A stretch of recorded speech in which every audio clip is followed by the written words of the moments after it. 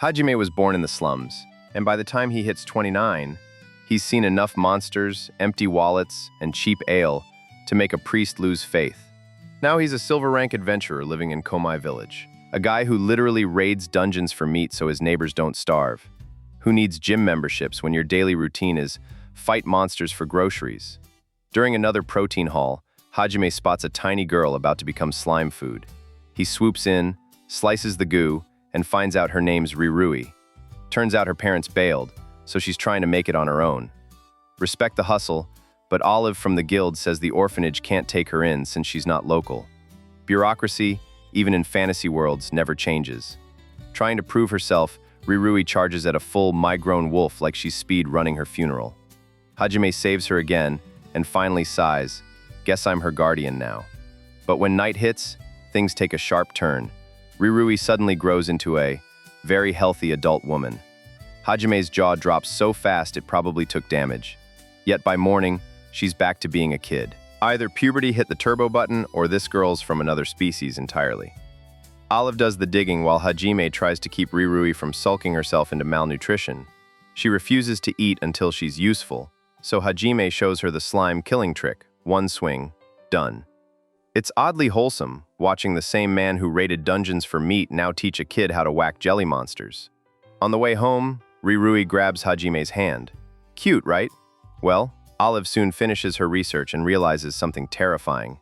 The only ancient species that transform into adults at night are succubi. Yep, our hardworking adventurer may have just adopted a little girl who moonlights as a literal dream demon. Olive drops the bomb. Little Rirui isn't just any orphan, she might be a succubus, and there's only one way to confirm it. Hajime has to visit the one succubus he already knows, Veronica. Problem is, she's not exactly the sweet kind, more like a leather-clad sadist who thinks customer care means your tears taste nice. Veronica examines Rirui, confirms she's a succubus, and Hajime, looking like he'd rather fight 10 dragons, throws cash at her immediately. No way he's owing her a favor.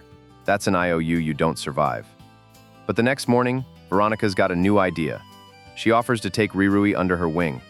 She says Rirui's got potential, and then, with her trademark smirk, nudges Hajime into admitting life would be way easier without the kid. Manipulation level, Demon Queen. The group heads into the dungeon, but Hajime's distracted, probably questioning his entire existence, when Veronica and Rirui trigger a teleport trap. Boom. Veronica and Rirui vanish, leaving Hajime stuck with Veronica's elf servant, who's a professional masochist. That's not party synergy, it's pure chaos. Elsewhere, Veronica teases Rirui nonstop, shredding the poor girl's self-esteem until an infant cyclops crashes their hideout. They dodge and hide, but Rirui drops her sword and her confidence with it. Veronica asks, why struggle to be an adventurer when you could work for me? Rirui doesn't have a clear answer, just one truth. She wants to be useful to Hajime. Meanwhile, Hajime slays the Cyclops, stumbles upon Rirui's sword, and briefly believes they're gone for good. But then it clicks. He knows exactly where they're hiding. When he finds them, Rirui's shaken, but steadier. She's gained a spark of confidence that even Veronica can't mock away. Veronica admits defeat, though not without one last jab.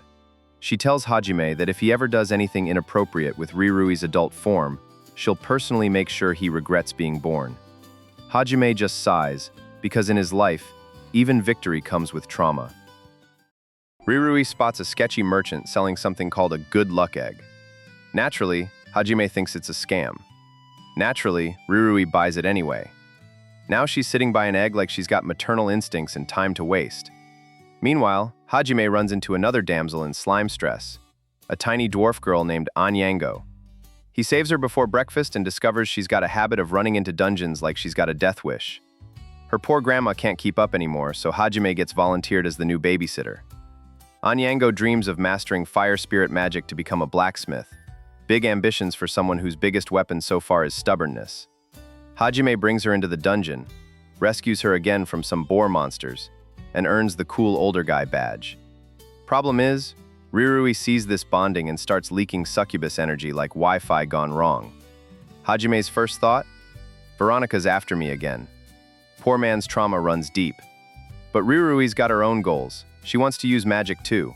So Hajime takes her to the Sun Church, where things instantly go off the rails. A teleport spell snatches Rirui and drops her alone into the legendary Selection Forest. Without Hajime, she's freaking out at every glowing leaf and whispering spirit. Then she meets a massive sea turtle, a living embodiment of Calm Down Kid. She freezes, he drips one drop of water on her head, and poof, gone. Left her with a glowing mark on her hand though, so that's either divine magic or the most confusing Tinder match in history. Rirui somehow finds her way back to Hajime, probably breaking a few laws of magic and physics. That's when she learns the truth. The turtle was none other than the Millennian, a mythical water spirit that almost no one ever meets. And that mark? It means she can call on powerful water spirit magic. Excited, Rirui fires off her first spell with all the confidence in the world and creates the saddest little squirt of water ever seen. The slimes she was trying to scare didn't even blink, they just slithered closer, probably thirsty. Hajime can only sigh, because raising a succubus kid with baby magic powers might actually be tougher than dungeon crawling. Hajime gets offered a promotion quest for Rirui and Anyango to explore an ancient dungeon before it gets vaporized by someone called the Dungeon Destroyer. Sounds like someone who doesn't do gentle remodeling. Hajime clears the dungeon like it's just another Tuesday, and to celebrate, Rirui and Anyango officially become bronze rank adventurers. That moment doesn't last long because the Dungeon Destroyer herself arrives, Sekihime the Medusa. She's so dangerous she has to keep her eyes shut 24/7, since one look turns everything into stone. And, of course, she opens them in the dungeon. Boom, instant petrification, dungeon collapse. Good times all around. Rirui, being the sweet disaster she is, feels bad for Sekihime. Next morning, the group wakes up back inside the dungeon, and Sekihime suddenly doesn't have her Medusa powers anymore. She can open her eyes and see again. Hajime instantly senses something's off and realizes they're not in reality, they're in a dream world. Then he spots a glowing mark on Rirui's arm, a Succubus skill, the power to shape dreams. In her sympathy, Rirui accidentally created this world so Sekihime could live with open eyes. Sweet, right? Well, it gets complicated fast, because when Sekihime finally lays eyes on Hajime, she decides he's her ideal man. Rirui doesn't take that well, inner succubus energy, activated. Hajime, the eternal unlucky hero, sees Rirui quietly hurting and decides to reject Sekihime's confession. Big mistake. Sekihime's heartbreak flips her power back on, and even with her eyes closed, stuff around her starts turning to stone. Facing instant doom, Hajime panics and blurts out the most desperate bribe in anime history. "I'll date you if I can touch your butt." Shockingly, it works. Sekihime is so embarrassed she freezes, figuratively this time, and then bolts out of town like her pride just died a second death. Once the dust and awkwardness settles, Veronica shows up to laugh her head off at Hajime's heroic stupidity. Hajime can only sigh and mutter what every man after a weird day in anime says: "Love is way scarier than any dungeon." Rirui's still fussing over that good luck egg like a doting mom in a slice of life spin-off, until it finally hatches, and out pops a giant bird. Hajime squints and calls it what it really is, a common sparrow flyer. Rirui of course names it Dragon, because why not make disappointment sound cooler? Turns out Dragon's more of a headache than a helper. His non-stop chirping inside the dungeon is basically a monster loudspeaker, so Hajime orders him grounded, literally left in their room. When they return, Rirui's reached level 3, but can't even celebrate, because Dragon's gone full tornado on their lodgings. Feathers, droppings, the works. Determined to make Dragon useful, Rirui starts training him. Progress is optimistic. Meanwhile, Hajime finds tracks of a nasty creature, the rabbit bear. Imagine a bunny hopped up on steroids. He needs to hunt it down fast. But before that, tavern waitress Natalie falls ill, and Rirui insists she and Dragon handle Natalie's chores. What follows is a cleaning montage of chaos. Rirui trying her best, Dragon flapping like a feathery mop with wings. Still, Rirui learns Natalie's proud of her job, keeping adventurers fed and rested is her way of supporting heroes. It hits Rirui hard, being useful doesn't always mean fighting monsters. While Hajime keeps failing to find the rabbit bear, he starts thinking about hiring a beaster, basically a monster whispering freelancer. But before he can, Dragon surprises everyone by chatting it up with hundreds of native sparrow flyers. Moments later, they pinpoint the rabbit bear's location like a feathery reconnaissance squad. Hajime tracks and slays the beast, finally admitting Dragon's got a talent after all. But just when things calm down, Rirui quietly starts worrying. What if Dragon's usefulness means Hajime doesn't really need her anymore? That little smile she wears hides a storm brewing underneath. Meanwhile, on the demon lady side of town, the elf Tanya breaks bad news to Veronica. Her infamous shop, Succubus's Wings, has gone out of business. Veronica's ego takes the hit, but before she can bounce back, a shadowy woman appears elsewhere, vowing revenge on her. And knowing this world, that promise is going to explode into absolute chaos soon. Tanya breaks down the tragedy. Succubus's Wings, Veronica's shop, didn't just fold financially, it got flattened, literally. The culprit? Not taxes, not sabotage, a dragon. Classic fantasy problems. Veronica, ever the drama queen, drags Hajime to Yanago City to investigate, which mostly means manipulating him into paying travel expenses. There she instantly blames her old rival Jessie, but when the truth comes out, giant lizard, not business espionage, Jessie challenges her to a dungeon attack. The rules? If Veronica wins, Jessie pays half the repair costs. If Jessie wins, she gets reshot. Veronica's personal elf servant / masochist, who Jessie happens to love. Smooth stakes for two women whose rivalry already screams therapy needed. Their mission? Defeat the boss monster of Gawain's altar. While the two queens bicker like it's reality TV, Dragon casually discovers a secret tunnel. Rirui investigates and scores some premium loot, a robe and a magic staff that turbocharges her water spells. Next thing you know, Rirui nukes the dungeon boss herself, snatching the victory right out from under Jessie's guards and accidentally winning the entire dungeon attack. The look on everyone's faces? Priceless. With the reward money squared, Veronica's shop gets rebuilt, and Hajime immediately gets distracted by Veronica's new staff. Rirui steps in like a jealous wife dragging her man from the club, reminding him he promised Olive he'd buy perfume. Mission accepted. Perfume acquired. Hajime visits the slums where he grew up to see his old friend, Old Palm. It's a nostalgia trip, until a thief steals Dragon right off his arm. Bad move. Rirui, wielding her new overpowered staff, recovers Dragon in a way that nearly levels the street. The noise attracts the local gang boss, Lawton, another old friend who still remembers how terrifying Hajime can be. Crisis averted through pure intimidation. Hajime visits the community gravestone, honoring his parents and the friends he lost there. Rirui quietly watches and later joins the slum kids rat fishing, a grim but honest way they scrape by. It's a soft, grounded ending that reminds us, behind Hajime's chaos, there's a guy who never forgot where he came from, even if his life keeps spiraling into dungeon drama and succubus politics. Hajime's latest gig?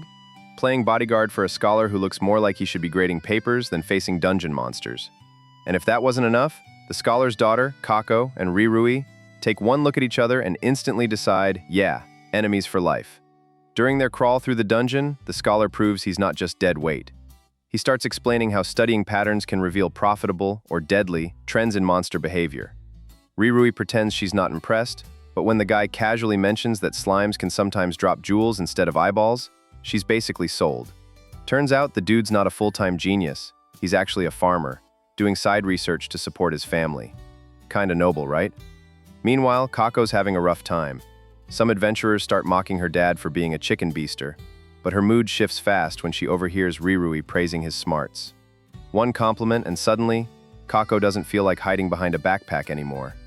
Things take a lucky turn when Olive decides to buy the scholar's research. That payday means he can actually stick around instead of sprinting home to the farm. Hajime, though?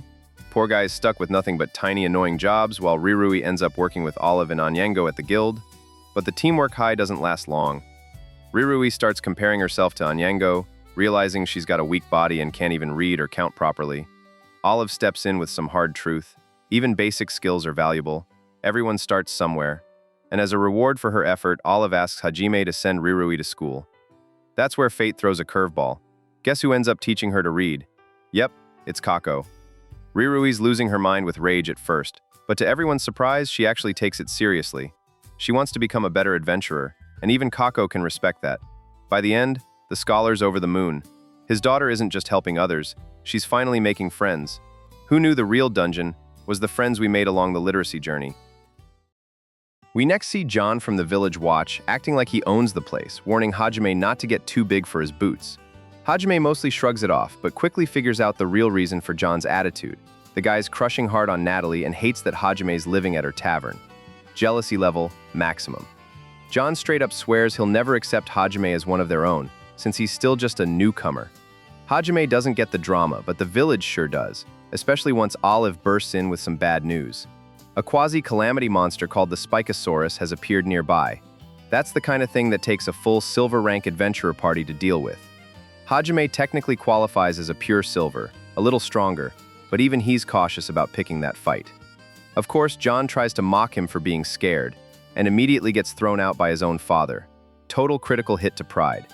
Olive arranges to hire another silver rank team to back Hajime up, but John, still fuming, convinces his watch buddies, Donato and Elisa, to hunt the monster themselves. Brilliant plan from three people with death wishes. When their parents beg Hajime to go after them, he reluctantly agrees. Olive thinks it's reckless, but Rirui insists on going along, because apparently, standing near lethal beasts is her new favorite hobby.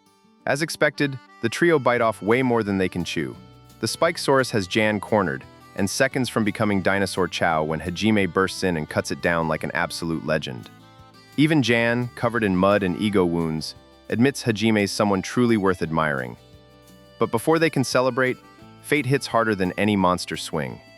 A giant worm bursts from the ground under Rirui, and when Hajime shoves her out of the way, it bites off his left arm.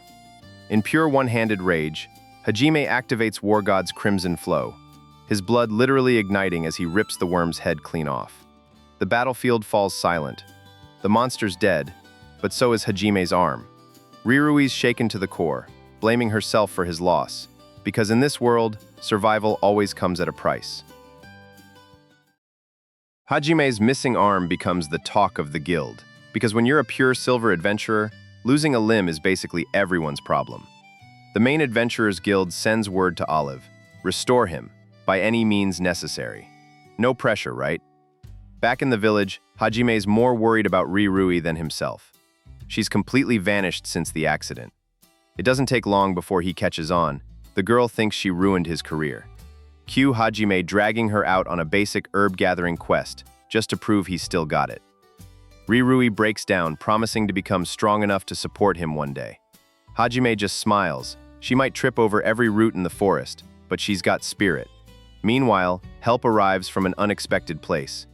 The dwarven chief steps up to build a full prosthetic arm for Hajime, fully funded by villagers' donations and the main guild.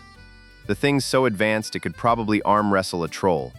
But even as Hajime recovers, he's restless. Sitting still isn't really his style. Veronica and Rishat show up, finishing the quests Hajime can't handle yet. It's humbling, and maybe a little embarrassing. The dwarf chief finally presents the prototype arm. It works flawlessly, but he refuses to finish the final version until he's added some special upgrades, which, knowing dwarves, probably means turning Hajime into a walking tank. Still, Hajime's biggest hang-up isn't mechanical, it's personal. He starts doubting if he's the right mentor for Rirui. Their fighting and magic styles are so different, he wonders if Rishat might be a better teacher. But once Rishat reveals he's actually an archer, not a swordsman, that idea pretty much dies on the spot. Then comes the real surprise. Hajime's new arm is more than just functional. It's loaded.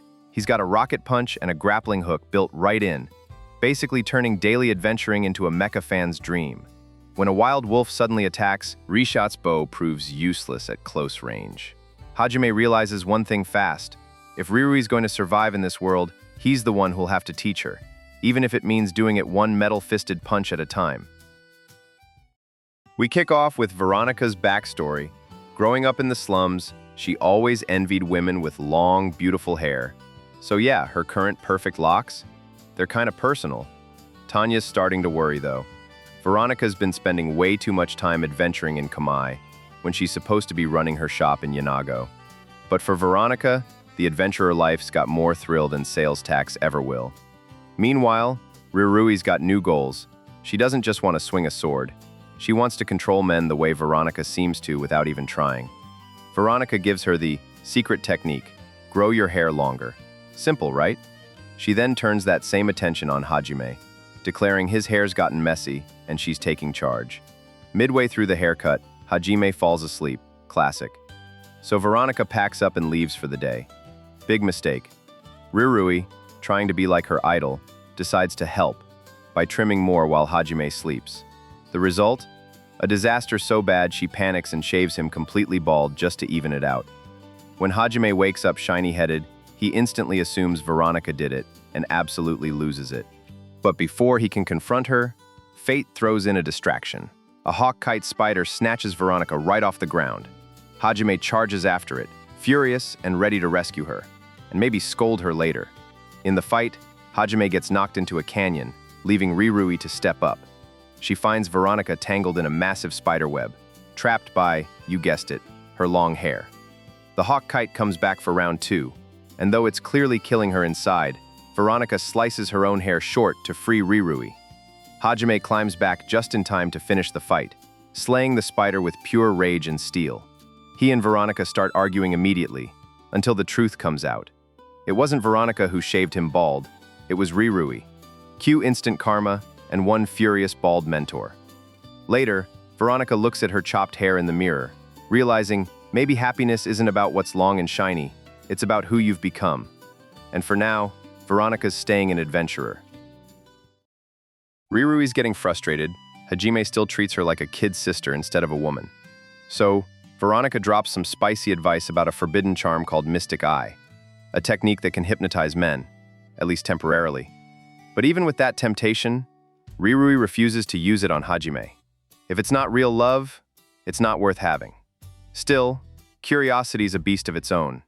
Rirui decides to learn Mystic Eye anyway, but ironically, she ends up unlocking it after killing a boar monster. When Hajime praises her for the clean kill, she realizes Veronica was right. Earning someone's respect feels a lot better than faking their love. Thing is, Mystic Eye does awaken on its own, but when she tries it on Hajime, he doesn't even flinch. Guess the guy's willpower's stronger than her ancient magic.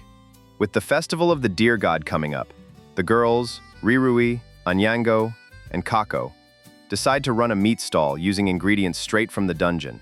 Picture a fantasy barbecue stand with more horns than safety regulations. Hajime's surprisingly sentimental about it, quietly hoping Rirui enjoys the festival life he never got to have as a poor kid. But things take a dark turn when monsters start attacking the village at night. Hajime and the guards cut them down before anyone's hurt, but this keeps happening again and again. It's almost like something's drawing the creatures in. Veronica pieces it together first. Rirui's changing, her ancient bloodline's getting stronger, and with the full moon creeping closer, her mystic eye is unintentionally firing off even in her sleep. That charm magic she refused to use on Hajime, it's pulling monsters straight to her instead. The nights get rougher. The beasts keep coming, and Hajime keeps killing them, covering up every trace to stop panic from spreading through the village.